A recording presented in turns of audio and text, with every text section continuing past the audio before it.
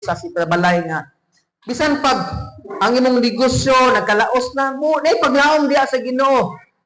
Ang imong pag-eskwela nagkahagbong-hagbong ka, nay paglaom sa Dios. Uban gani ikaupat gabalik-balik sa high school or sa fourth year, padayon gyapon sila. Kaning nag-ibento aning suga si puti nga aning nag-ibento sa suga si nalimot ko ngala basta kay 10,000 times kuno niyang gihimo ning bulb para lang mo imong effective.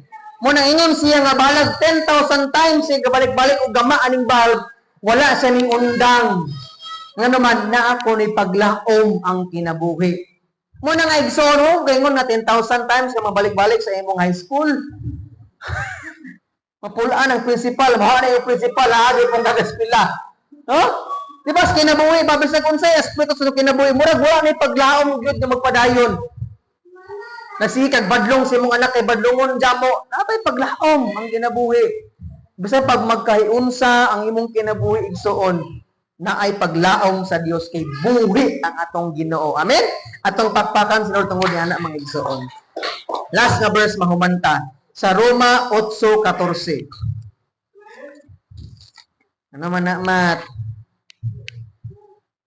Ni makaon si pastor dito.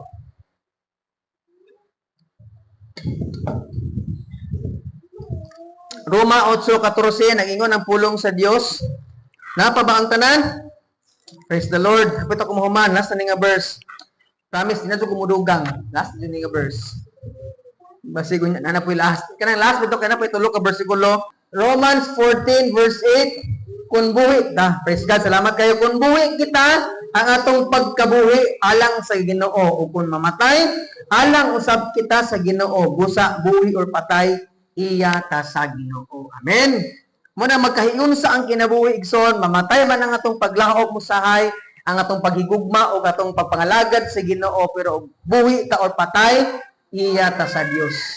Malubong man tas minteryo, but salamat sa Ginoo kay kitang tanan malangit kay iya man ta sa Dios. Ang hadlok anak kung nakas minteryo, lami kay mong lubnganan, pero inagabanhaw ay nagka-judgment day, dili ka iya sa Ginoo, luoy kayo ta. Amen?